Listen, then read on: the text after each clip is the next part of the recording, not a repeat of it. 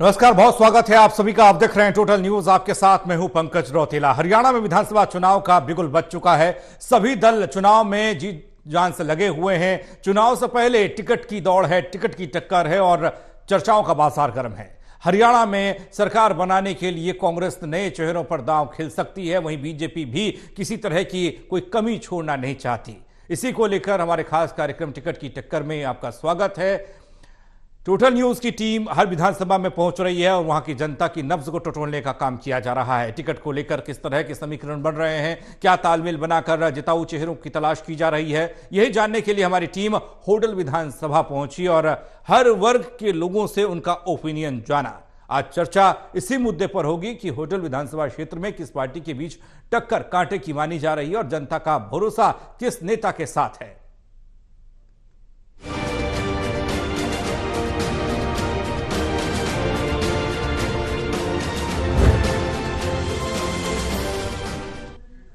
होडल विधानसभा क्षेत्र की जनता किसे अपना उम्मीदवार चाहती है, इस पर हम चर्चा करेंगे। चर्चा के लिए हमारे साथ मौजूद है Devendra Kathuria, associate editor Panipat, doctor Mahesh Kumar, associate editor Hisar, Virendra Soni ji, वरिष्ठ पत्रकार। आप तीनों का स्वागत है। चर्चा करें उससे पहले होडल विधानसभा का सियासी समीकरण एक रिपोर्ट के जरिए आप तक।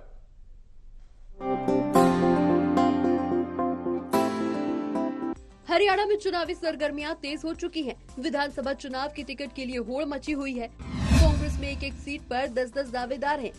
लेकिन कांग्रेस पहले ही कह चुकी है कि इस बार किसी भी सिफारिश पर नहीं बल्कि मजबूत बायोडाटा और सर्वे के आधार पर टिकट वितरित किए जाएंगे। वहीं बीजेपी में भी फर्स्ट, सेकंड और थर्ड लाइनर लीडर टिकट के लिए जोर लगा रहे हैं।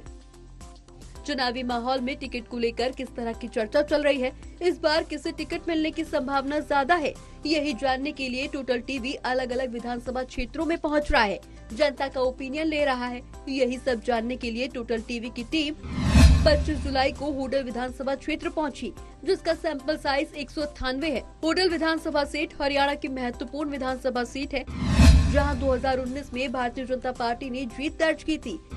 इस बार होडल विधानसभा सीट पर कौन उम्मीदवार होगा, पार्टी किस पर भरोसा जताएगी। हमारी टीम ने होडल विधानसभा क्षेत्र के 20 से ज्यादा इलाकों में पहुंचकर जनता का ओपिनियन लिया और सभी वर्ग, जिसमें गरीब, अमीर, मध्यम वर्ग, पुरुष और महिलाओं से ये जानने की कोशिश की गई कि इस बार टिकट के क्या समीकरण बन रहे हैं, किस तरह की चर्चा चल रही है, जनता किस पर भरोसा जता रही है। इस ओपिनियन पोल को पूरी तरह से गोपनीय रखा जाएगा। इसमें किसी भी व्यक्ति की पहचान का खुलासा नहीं होगा। ये सिर्फ एक विचार है, इसका चुनाव से कोई लेना देना नहीं है। Election desk, total TV.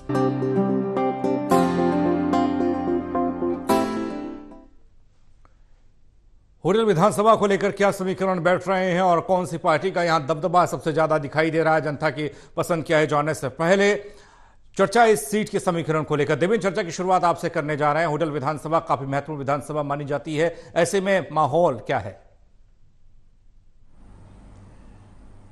देखिए पंकज, फरीदाबाद जिला हरियाणा का पुराने जिलों में से एक बहुत बड़ा जिला था। इसके बाद इसको पलवल जब नया जिला बना तो कुछ हिस्सा 3 सीटें इधर पलवल में आ गई। होडल पलवल जिले का हिस्सा है। होडल, अथीन और पलवल, ये 3 विधानसभा क्षेत्र हैं। दरअसल होडल में अभी रिजर्व सीट है। जैसे 20 साल के लिए कई विधानसभा सीटें रिजर्व हुई थी, तो होडल भी रिजर्व है, अब जाके ओपन होगा 20 साल बाद। जैसे नीलोखेड़ी है, पानीपत का इसराना है, सोनीपत का खरखोदा है। तो यहाँ दरअसल जगदीश नायर एक बड़े नेता रहे हैं। 2009 में इनेलो से जीते थे, फिर 2014 में उदय भान जीते यहाँ पे। 2019 का जब चुनाव था तो जगदीश नायर, चूंकि इनेलो कमजोर हो गई थी, जजबा बन गई, तो जगदीश नायर बीजेपी में आए और 2019 के चुनाव में उदय भान और जगदीश नायर का मुकाबला हो, लेकिन उदय भान चुनाव हार गए थे। अब 2024 का चुनाव है। 2024 में उदय भान कांग्रेस का एक बड़ा चेहरा है, प्रदेश अध्यक्ष है। अब टिकट लेने के लिए जहां नेता लाइन लगाए खड़े हैं, उनकी कुंडली खंगाली जा रही है, लेकिन उदय भान अब टिकट बांटने वाले में होंगे, कांग्रेस के प्रदेश अध्यक्ष हैं। मेरे को लगता है कि उदय भान के अलावा कांग्रेस में कोई और बड़ा नेता होडल में नहीं है और जगदीश नायर मौजूदा बीजेपी के विधायक हैं। क्योंकि दोनों ही पार्टियों में मेरे को लगता है ना तो कहीं ऑप्शन है ना चॉइस है, मुकाबला इन दोनों में होने वाला है। और होडल की सीट बिल्कुल, होडल से जब हम फरीदाबाद से निकले तो पलवल, पलवल का तो होडल, होडल के बाद हथीन और फिर मथुरा, यूपी से सटा इलाका है ये। यहाँ ब्रज की भाषा भी बोली जाती है, ब्रज का इंपैक्ट भी है इस क्षेत्र पर, लेकिन रिजर्व सीट होने के कारण ज्यादा नेताओं की उपज यहाँ नहीं है।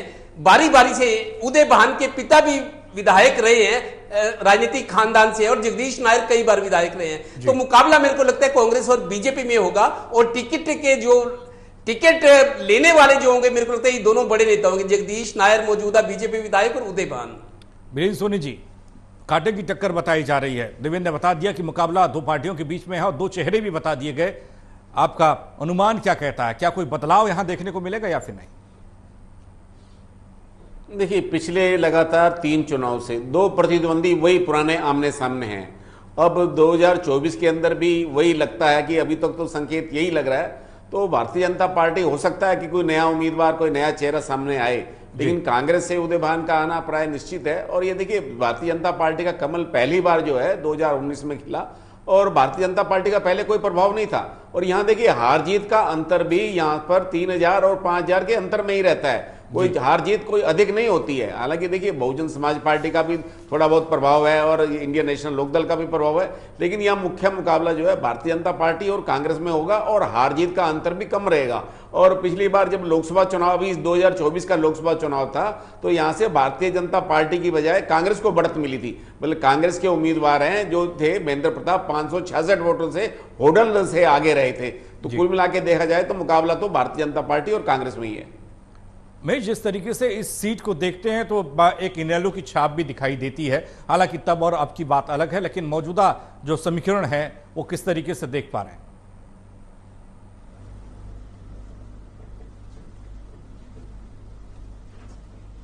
देखिए, इतना तो माना जा सकता है कि यहाँ पर जो परिस्थिति है वो मुकाबले की परिस्थिति है। जिस तरीके से अतीत बताया जा रहा है इस होडल सीट का, वहां पर 4 से 6000 के बीच हार और जीत का अंतर देखने को मिलता है। लोकसभा चुनाव एक लिटमस टेस्ट आप मान सकते हैं, खासकर हरियाणा प्रदेश को लेकर। जिस तरीके से तपता हुआ माहौल, कह सकता हूं कि मैं लोहा लाल उस वक्त हो चुका था जो भारतीय जनता पार्टी को जिताने वाले लोग थे बीजेपी के साथ थे, और बीजेपी को हराने वाले लोग सीधे सीधे कांग्रेस पार्टी या इंडिया गठबंधन के साथ थे। तो एक बार फिर से ये कहा जा सकता है कि महज कुछ 100 वोटों के अंतर से लोकसभा चुनाव में जीत यहां पर इंडिया गठबंधन और कांग्रेस पार्टी को अगर हासिल हुई थी, तो इतना तो तय है कि कांटे की टक्कर तब भी बनी हुई थी और अब भी बनी हुई है। यह भी कहा जा सकता है कि वो 4-6 हजार से सिमट के कुछ 100 वोटों पर आ गई है। लेकिन चूंकि उदय भान का अब कद बढ़ा है, अब जो है कांग्रेस पार्टी में उनके चेहरे को एक बड़ा चेहरा माना जाता है। हालांकि कुमारी शैलजा उतना बड़ा उन्हें मानती नहीं है, लेकिन फिर भी उदय भान जो है प्रदेशाध्यक्ष कांग्रेस पार्टी के हैं। तो ऐसे में अगर कांग्रेस पार्टी सत्ता में आती है तो उदय भान को भी एक अच्छा मुकाम, एक अच्छा पायदान नई सरकार में, कांग्रेस सरकार में हासिल हो सकता है। विधानसभा क्षेत्र के लोग ये मान सकते हैं। सीएम की रेस में तो उदय नहीं हो सकते, लेकिन इतना जरूर कहा जा सकता है कि नई अगर सरकार कांग्रेस पार्टी की बनती है तो एक अच्छा मुकाम, एक अच्छी जो है पोजीशन यहां पर उदय भान की देखने को मिल सकती है। मुझे लगता है कि उसका एडवांटेज जरूर यहां पर उदय भान हासिल करेंगे। महज कुछ 100 वोटों का अंतर लोकसभा चुनाव में देखने को मिला है, तो अब पर एज छोटा सा अगर एज की बात की जाए तो उदय भान की स्थिति थोड़ी सी बेहतर जरूर होगी। लेकिन मुकाबला पहले भी था, मुकाबला अब भी है और कांटे की टक्कर बनी हुई है। लेकिन जनता क्या सोचती है, कार्यकर्ता क्या सोचते हैं? सबसे पहले बात बीजेपी करते हैं। बीजेपी के उम्मीदवार को लेकर जनता का ओपिनियन पोल क्या कहता है, जनता क्या चाहती है? वो चेहरा मौजूदा विधायक जगदीश नायर सबसे ऊपर है, सबसे ज्यादा लोगों की पसंद है, कार्यकर्ताओं की पसंद है। 59.62% लोग चाहते हैं कि जगदीश नायर को बीजेपी होडल विधानसभा से टिकट दे तो जीत पक्की है। दूसरे नंबर पर हरिंद का नाम है, 20.19% लोग चाहते हैं कि हरिंद को टिकट दिया जाए। बहुत मारामारी नहीं है टिकट के लिए, यहाँ पर कुछ एक चेहरे हैं जो जनता की पसंद बनते दिखाई दे रहे हैं। तीसरा नंबर बीजेपी का यानी कमल का फूल है, कमल का फूल यानी कि 20.19% लोग चाहते हैं कि उम्मीदवार कोई भी हो बीजेपी को ही वोट पड़ेगा। जगदीश नायर मौजूदा विधायक भी हैं और मुकाबला लगभग जगदीश नायर और उदय भान के बीच में ही इस सीट पर देखा जा रहा है कुछ चुनावों से, और एक बार हार चुके हैं और एक बार हरा चुके हैं। ऐसे में जगदीश नायर का सियासी समीकरण और इतिहास क्या कहता है, कितनी मजबूती है, वो दिखा रहे रिपोर्ट के जरिए।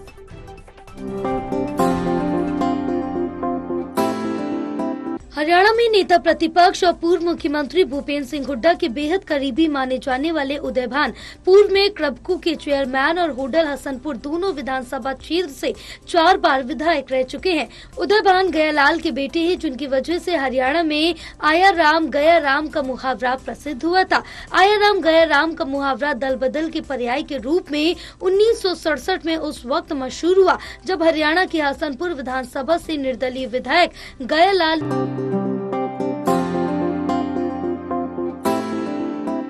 होडल से मौजूदा विधायक जगदीश नायर हैं, जिनकी जनता के बीच काफी पकड़ मजबूत है। जगदीश नायर पहली बार वर्ष 1996 में हरियाणा विकास पार्टी से विधायक चुने गए और चौधरी बंसीलाल सरकार में राज्य मंत्री रहे।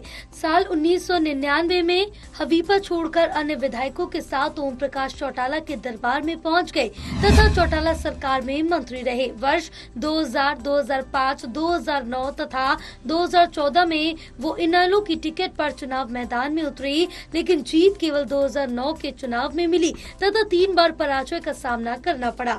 2019 के विधानसभा चुनाव से पूर्व वे जजपा से होते हुए बीजेपी में शामिल हुए और बीजेपी की टिकट पर विधायक चुने गए।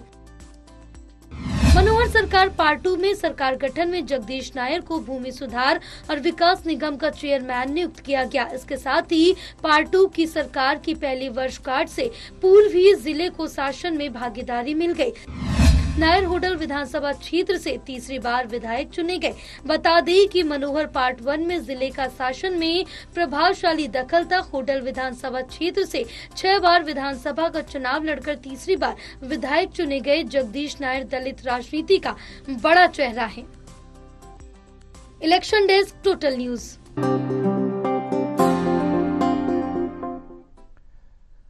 तो जगदीश नायर बीजेपी की तरफ से सबसे लोकप्रिय नेता यहां पर बनते दिखाई दे रहे हैं। उम्मीदवार बीजेपी इन्हें बनाए तो जनता उनके साथ खड़ी हो सकती है। देवेंद्र, आपने चुनाव लड़ा, आपने एक बार उदयवान को हराया, आप एक बार जीते भी। इससे पहले आपकी सियासत इनेलो के साथ थी, लेकिन वहां परिस्थितियां बदली तो आपने पाला बदला। अब बीजेपी के पाले में आप हैं और एक बार फिर से जनता ये चाहती है कि टिकट दिया जाए जगदीश नायर को। देखिए पंकज, जगदीश नायर स्थापित नेता है। दरअसल इनको उभरने का मौका इसलिए भी मिला कि वहां इतना कंपटीशन रहा नहीं है। होडल बिल्कुल हरियाणा की एक साइड में पड़ता है, यूपी से सटा हुआ है, तो वहां ज्यादा कंपटीशन और विकल्प वाली बात नहीं है। जगदीश नायर 2009 में ओम प्रकाश चौटाला से जीते थे, अब 2019 में बीजेपी में थे, मतलब स्थापित नेता हैं। और अब चूंकि मौजूदा बीजेपी के विधायक हैं, हो सकता है इन्होंने अच्छे कुछ बढ़िया काम करवा दिए विकास के, क्योंकि बीजेपी के साथ हैं, सत्तारूढ़ पार्टी के साथ हैं, इसलिए लोग खुश हैं। और दूसरी बात यह भी है कि इनके सामने कोई टक्कर लेने वाला है नहीं, टिकट की टक्कर में इनके नजदीक कोई है नहीं। तो जगदीश नायर चूंकि सत्तारूढ़ पार्टी से हैं, 60% लोग पार्टी के अंदर चाह रहे कि जगदीश नायर को रिपीट किया जाए, कंटिन्यू यही करें। और हरिंदर की जहां तक पता है 20% लोग उनको चाह रहे हैं, और 20% वो लोग जो बीजेपी ने आजकल एक नया नारा दिया है, मनोहर लाल जी कहते हैं, आप ये मत देखो कैंडिडेट कौन है, आप कमल का फूल देखो, कमल का फूल ही हमारा कैंडिडेट है।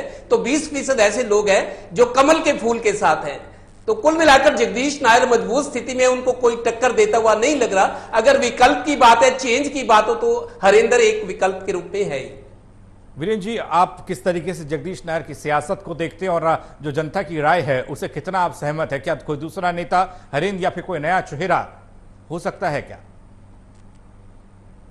देखिए, जगदीश नायर जो है अलग अलग पार्टियों में रह चुके हैं, 6 चुनाव लड़ चुके हैं और निश्चित रूप से बड़ा चेहरा है। उनके नाम के आगे जो लोग हैं सहमति व्यक्त कर रहे हैं। लेकिन अगर भारतीय जनता पार्टी ने बदलाव लाना है, देखिए अब पार्टी संगठन ने नए चेहरे को आगे लाना है तो उनको प्रमुखता देनी होगी नए लोगों को। तो नए लोगों में हरिंदर भी पसंद हो सकती है, और भी चेहरे हो सकते हैं। ऐसी बात नहीं है कि अगर भारतीय जनता पार्टी को अब नई संरचना करनी है, नए लोगों को आगे लाना है, पार्टी को खड़ा करना है, तो विकल्प की भी तलाश हो सकती है। और ये इसमें कोई दो राय नहीं। जगदीश नायर लगातार जो है वो राजनीति में सक्रिय रहे हैं, उनकी संघर्ष की भी भूमिका रही है, सरकार में रहते हुए उन्होंने काम कराए हैं। तो भारतीय जनता पार्टी क्या अब उन पर दोबारा विश्वास व्यक्त करेगी, ये कहना तो मुश्किल है। हाँ, कार्यकर्ताओं की पसंद वहां है। उसका कारण है कि वो बहुत बड़ा चेहरा है, उनके सामने कोई विकल्प अभी उभरा नहीं है, क्योंकि सभी कार्यकर्ता उनका नाम लेते हैं। तो इसलिए वहां मुकाबला 2 चिर प्रतिद्वंदी हैं, उदयवान और उनके सामने जो है जगदीश नायर ही, ये दोनों चिर प्रतिद्वंदी ही माने जाते हैं। मिस, देखा गया इससे पहले जितने भी चुनाव होते थे, लोकसभा चुनाव से पहले की बात करें तो कमल के फूल पर ज्यादातर विधानसभा चुनाव लड़े गए हैं, लेकिन मौजूदा वक्त में फूल पर चर्चा कम है। इस बार उम्मीदवारों को देखा जा रहा है, इस बार मुख्यमंत्री नायब सिंह सैनी और सरकार के काम की चर्चा हो रही है। एक बड़ा बदलाव है।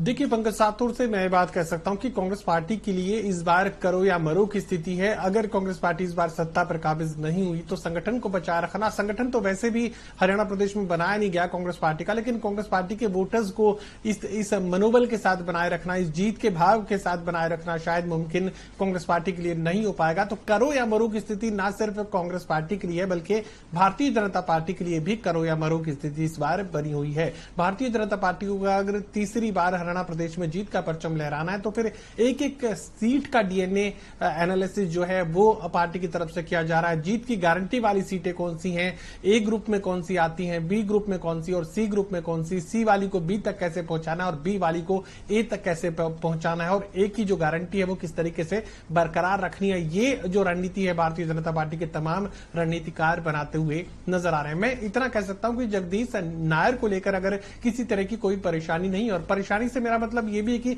जनता की स्वीकार्यता अगर उनके चेहरे पर बनी हुई है, उनके पास एक बड़ा पोर्टफोलियो भी है, उनके पास अनुभव भी है, उनके पास जो है अपने व्यक्तिगत लोग भी हैं। अपने व्यक्तिगत इसलिए भी हैं क्योंकि लंबा राजनीतिक जीवन उनका रहा है, तो ऐसे में एक एक बूथ पर निजी व्यक्तिगत जानकारी वाले जो लोग हैं उनकी काफी संख्या बढ़ जाती है और जनता उन्हें पसंद कर रही है। तो फिर कोई कारण नहीं है कि भारतीय जनता पार्टी किसी और नाम पर विचार शुरू करे या किसी और को आजमाने की कोशिश करे, खासकर तब जब भारतीय जनता पार्टी बड़े खतरे में इस वक्त हरियाणा प्रदेश में बनी हुई है।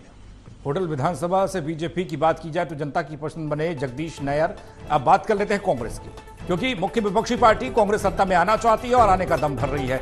और होडल विधानसभा से जनता की पसंद प्रदेश कांग्रेस के अध्यक्ष उदयभान है। 81.81% लोग चाहते हैं कि कांग्रेस उदयभान को यहां से टिकट दे और जीत पक्की हो सकती है। दूसरे नंबर पर देवेश हैं, 14.77% लोग ये चाहते हैं कि उन्हें टिकट दिया जाए तो कांग्रेस जीतेगी। कांग्रेस के साथ की अगर बात करें तो 3.42% लोग कह रहे हैं कि पंजा चिन्ह होगा वो उनके साथ होंगे। ऐसे में ये जानना और समझना बेहद जरूरी, क्योंकि एक तरफ बीजेपी की बात होती है, जगदीश नायर का नाम आता है, मौजूदा विधायक भी है, लेकिन इससे पहले वो उदयभान से हार गए थे। देवेंद्र, उदयभान का कद बढ़ गया, बहुत सारी चीजें बदली हैं इस बीच। लोकसभा चुनाव ने बहुत सारे समीकरण पर एक बार फिर से बात करने और चर्चा करने के लिए मजबूर कर दिया, लेकिन उन सब के बीच जिस तरीके से उदयभान की सियासत रही है, उस सियासत को समझें, उस समीकरण को समझें तो उसे क्या लगता है। सबसे पहले एक रिपोर्ट के जरिए दिखा रहे हैं।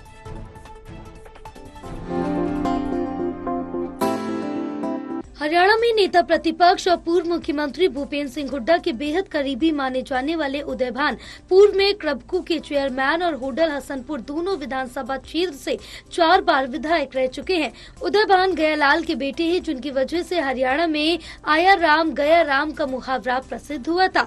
आया राम गया राम का मुहावरा दल बदल के पर्याय के रूप में 1967 में उस वक्त मशहूर हुआ जब हरियाणा के हसनपुर विधानसभा से निर्दलीय विधायक गयालाल ने एक दिन में 3 बार पार्टी बदली। उदयभान राजनीतिक परिवार से नाता रहा है। उदयभान का जन्म 2 नवंबर 1955 को होडल में हुआ। साल 2000 में उन्होंने हसनपुर विधानसभा से एक बार फिर से आजाद उम्मीदवार के तौर पर चुनाव लड़ा और जीत हासिल की और वर्ष 2000 से लेकर 2005 तक विधायक रहे। वर्ष 2005 में उन्होंने एक बार फिर से इंडियन नेशनल कांग्रेस की टिकट पर होडल विधानसभा से चुनाव लड़ा और जीत हासिल की। वर्ष 2005 से लेकर वर्ष 2009 तक वह विधायक रही हैं, लेकिन वर्ष 2014 में हुए विधानसभा चुनाव में वो कांग्रेस की टिकट पर लड़े और चौथी बार भी उन्होंने जीत हासिल की। वर्ष 2014 से लेकर 2019 तक वो हरियाणा विधानसभा के मेंबर रहे, जिसके बाद 2019 में उन्होंने एक बार फिर से कांग्रेस की टिकट पर चुनाव लड़ा, लेकिन इस बार बीजेपी की लहर में उनको हार का सामना करना पड़ा। बीजेपी के उम्मीदवार जगदीश नायर के हाथों उन्हें शिकस्त खानी पड़ी। फिलहाल होडल विधानसभा से काफी संभावनाएं नजर आ रही हैं। Election desk, total news. तो उदयभान जनता की कार्यकर्ताओं की पसंद है, कांग्रेस की तरफ से उन्हें उम्मीदवार बनाने की बात जनता कह रही है। देवेंद्र, उदयभान है एक तरफ, दूसरी तरफ है जगदीश नायर। उदयभान को समझे, उनकी सियासत को समझे तो कितने मजबूत हैं? देखिए पंकज, उदयभान मौजूदा स्थिति में मेरे को लगता है बहुत ज्यादा वेटे है उनके साथ, बड़ा चेहरा है और प्रदेश अध्यक्ष है। टिकटें बांटने में भी इनकी भूमिका रहेगी और जाहिर है 81.81 एकमात्र पसंद है, एक तरह से क्लीन स्वीप कहूंगा मैं इसको, मतलब इनके अलावा कोई टिक ही नहीं रहा। दूसरा यह है कि भूपेंद्र सिंह हुड्डा के बहुत करीबी हैं, उनके विश्वास पात्र हैं प्रदेश अध्यक्ष की भूमिका में, और इनको कोई चुनौती देता नजर नहीं आ रहा। अगर जैसे मेरे को जाहिर है कि चुनाव लड़ेंगे और कांग्रेस अगर आती है, जीतते हैं, तो इनको एक बड़ा विभाग या सेकंड नंबर के या थर्ड नंबर के पावरफुल नेता, विधायक, मंत्री हो सकते हैं। वो तो आने वाले समय पता लगेगा, लेकिन इनको इस चीज का भी फायदा मिलता दिख रहा है कि कांग्रेस एज के साथ चल रही है, कांग्रेस की बात होने लगी है, कांग्रेस की उम्मीद है कि सरकार बताती नजर आ रही है, जैसा लोगों में चर्चा है, जिस तरह की हवा है उसके बाद इनके साथ ही भूपेंद्र हुड्डा का करीबी होना। तीसरी बात है कि प्रदेश अध्यक्ष है, एकमात्र ये चॉइस लग रहे हैं विद इन पार्टी, तो मेरे को लगता है बहुत ज्यादा फायदे वाली स्थिति में उदयभान नजर आ रहे हैं। वीरेंद्र जी, आप उदयभान है तो सही, लेकिन कुछ नेता ऐसे भी हैं जो उदयभान को ही कांग्रेस में नहीं मानते। वो अध्यक्ष हैं, उनका कद बड़ा है, लेकिन उसके बावजूद भी उनके साथ वो लोग नहीं है, कुछ लोग नहीं है जो उनको कमजोर कर सकते हैं, ऐसा हम कह सकते हैं कि ऐसे में, हालांकि यहाँ 81.81% लोग चाहते, कार्यकर्ता चाहते कि उन्हें टिकट दिया जाना चाहिए। देखो, होडल में कार्यकर्ता उनको चाहते हैं, लेकिन प्रदेश अध्यक्ष के रूप में कार्यकर्ता उनको चाहते हैं या नहीं चाहते, वो प्रश्न अलग है। देखिए, स्थानीय वो लोगों से जुड़े हुए हैं, तो एक जनप्रतिनिधि के नाते उनकी अपनी एक छाप है। लेकिन देखिए, जहां तक प्रदेश कांग्रेस की बात है, देखिए प्रदेश कांग्रेस के अध्यक्ष के रूप में उनकी निष्ठा भूपेंद्र सिंह हुड्डा के साथ है, जबकि वो अध्यक्ष के नाते सभी कार्यकर्ताओं के उनको हितों की रक्षा करनी होती है, चाहे वो कुमारी शैलजा से जुड़े लोग हों, चाहे रणदीप सुरजेवाला से जुड़े लोग हों, तो वो कहीं ना कहीं गुटबाजी का शिकार हैं। वो गुटबाजी अलग तरह की है। हालांकि देखिए, प्रदेश अध्यक्ष को सभी नेताओं का आशीर्वाद और समर्थन प्राप्त होना चाहिए, लेकिन वहां एक गुरु विशेष से जुड़े हुए हैं, इसमें कोई दो राय नहीं है कि भूपेंद्र सिंह हुड्डा के साथ ही उनकी मुख्य भूमिका है, और वो भूपेंद्र सिंह हुड्डा के बाद माने जाते हैं। मतलब प्रदेश अध्यक्ष की इतनी हैसियत नहीं है, उनकी हैसियत जो है भूपेंद्र सिंह हुड्डा के साथ की है। मतलब वो अपने आप में नेतृत्व करने में सक्षम नहीं है, वो भूपेंद्र सिंह हुड्डा के पीछे हैं। तो इसलिए अध्यक्ष के रूप में उनकी कार्यप्रणाली पर सवाल हो सकते हैं, लेकिन होडल के अंदर उनके नेताओं पर, उनके नेतृत्व पर सवाल नहीं है। एक अच्छी भूमिका में और उनकी संभावनाएं भी इस बार अच्छी है। मेष, अलग अलग भूमिका, अलग अलग तरीके से उदयभान के साथ कार्यकर्ता जुड़ा हुआ, जनता जुड़ा हुआ दिखाई दे रहा है, और इस तरीके से तस्वीर भी कुछ ऐसी आ रही है। प्रदेश स्तर पर देखते हैं तो गुटबाजी है, अगर हम होडल विधानसभा क्षेत्र में देखते हैं तो 81.81% कार्यकर्ता लोग चाहते हैं कि कांग्रेस उन्हें टिकट दे।